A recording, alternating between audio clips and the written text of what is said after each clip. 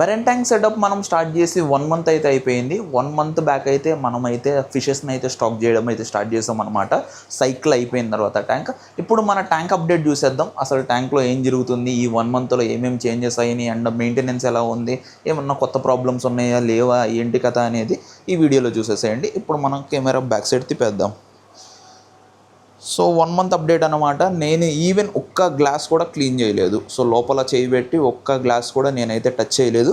ఏది అసలు ఎక్వేరియం అనేది నేను లోపల టచ్ చేయలేదు. జస్ట్ ఓన్లీ ఫీడింగే ఇచ్చాను అనమాట. సో ఫీడింగ్ ఇచ్చా, చచ్చిపోయింది మన డోరీ ఉంది కదా, అప్పుడు దాన్ని తీసేయడం జరిగింది. ఇప్పుడు వరకు మనం ట్యాంక్లో ఈ ఆల్గీ క్లీన్ చేయడం కానీ ఏమీ చేయలే.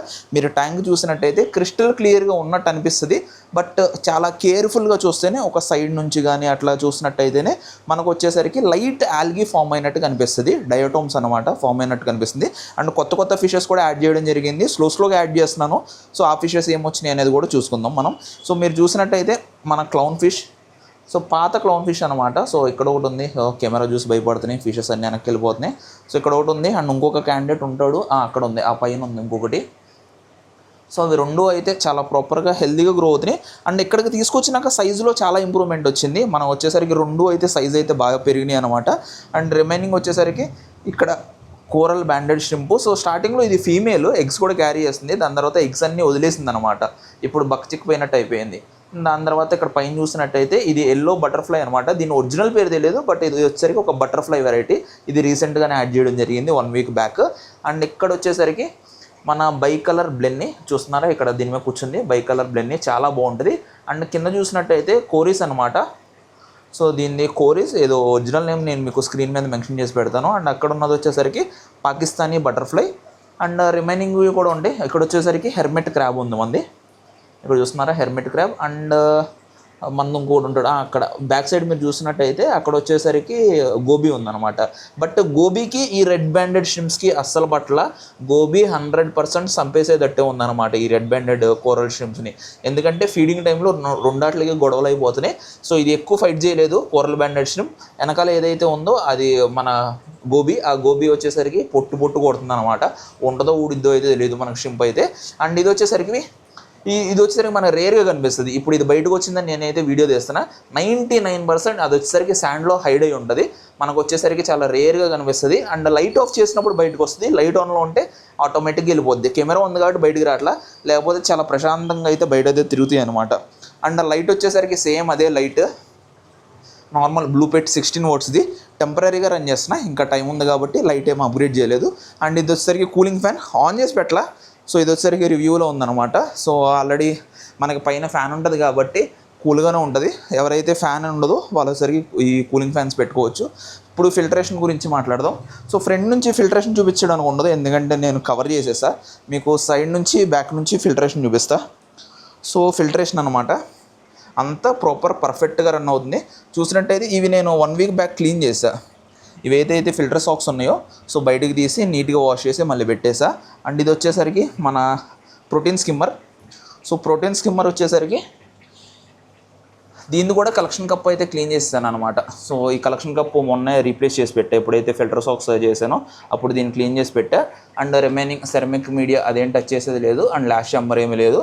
అండ్ ఇక్కడ పవర్ కనెక్షన్ అనమాట. అండ్ అక్కడ కార్నర్లో చూసినట్టయితే అది ATO. సో రీసెంట్ రీల్స్లో చూసుంటారు కదా, ATO ఇన్స్టాల్ చేసి పెట్టా. ATO కనెక్షన్ వచ్చేసరికి ఈ బాటిల్ అనమాట. సో బాటిల్ చూసారా లాస్ట్కి వచ్చేసింది. సో మళ్ళీ దీంట్లో వాటర్ ఫిల్ చేసుకుంటే మళ్ళీ 1 వీక్ వరకు అదే ఆటోమేటిక్గా టాప్అప్ అవుతుంది. జస్ట్ మిస్ మొన్న మోటార్ కాలిపోయేది, అందుకని అప్పటికప్పుడు ATO తెప్పించేసి పెట్టించేసాను అనమాట. ఎందుకంటే అది ఫ్రంట్ సైడ్ మనము క్యాబినెట్ క్లోజ్ చేసి పెడతాం కాబట్టి వాటర్ లెవెల్ ఇక్కడ తగ్గుతుంది, పైన ట్యాంక్లో తగ్గదు. సో మనం చూసుకుంటూ ఉండదు 24/7. అందుకనే ఎప్పుడైతే దీంట్లో ఎంటీ అయిపోతుందో అక్కడ సెన్సర్ ఉంది కదా, ఆ సెన్సర్ అయితే యాక్టివేట్ అయితే అయిపోతుంది అనమాట.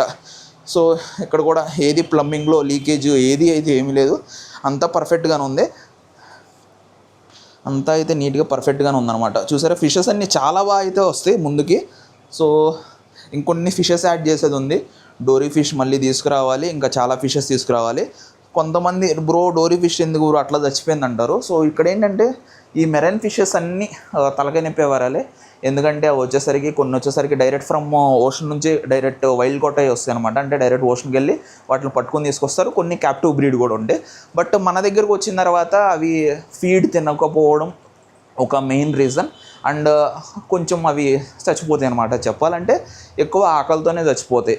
ఈ డోరీ ఫిష్ నా దగ్గర ఫీడింగ్ కూడా తింటుంది, బట్ ఏంటంటే అన్ఎక్స్పెక్టెడ్గా చచ్చిపోయింది, అది సెటిల్ అవ్వలేకపోయింది.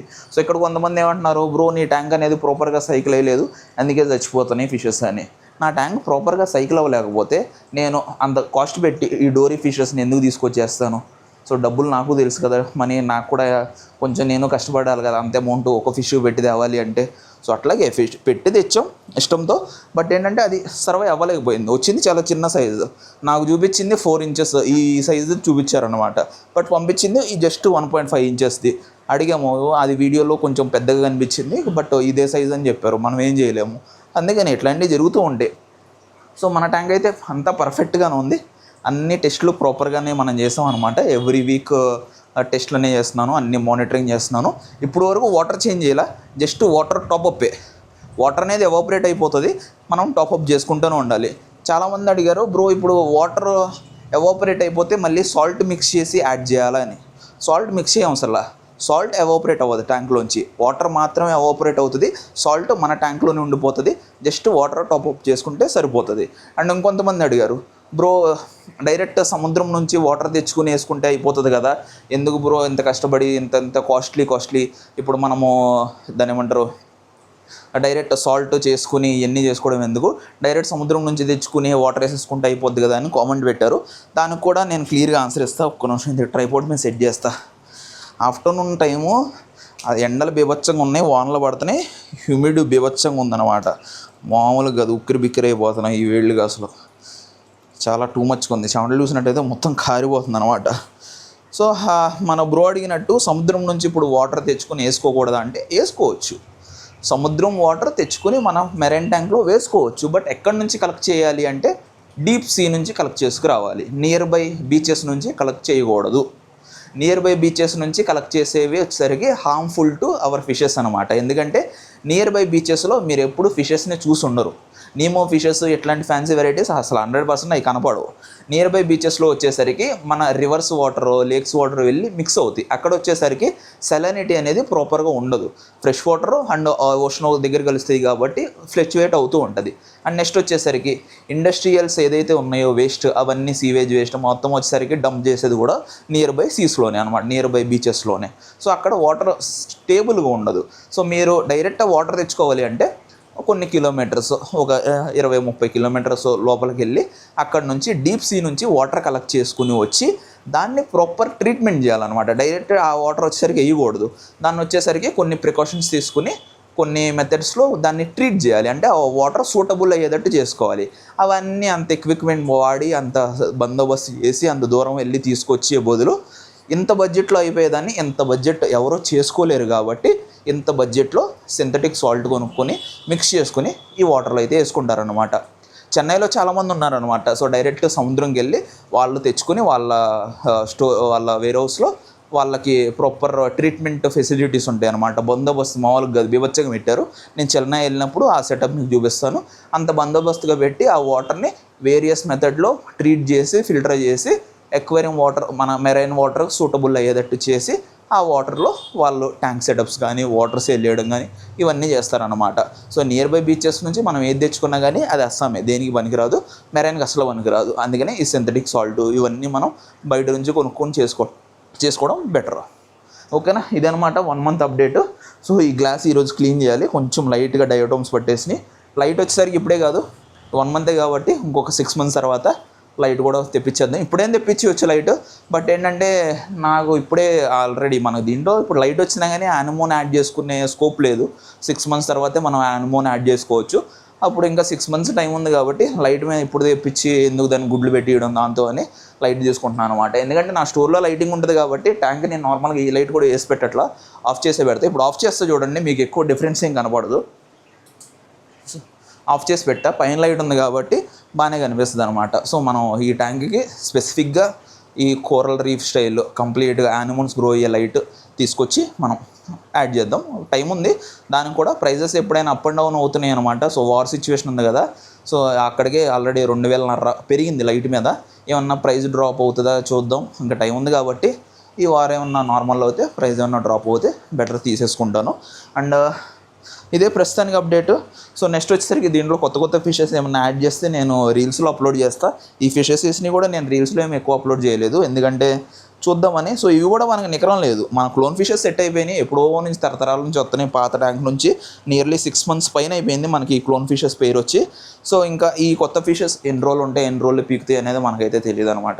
సో పెంచడమే, డబ్బులు బాగానే ఖర్చు అవుతూ ఉంటాయి.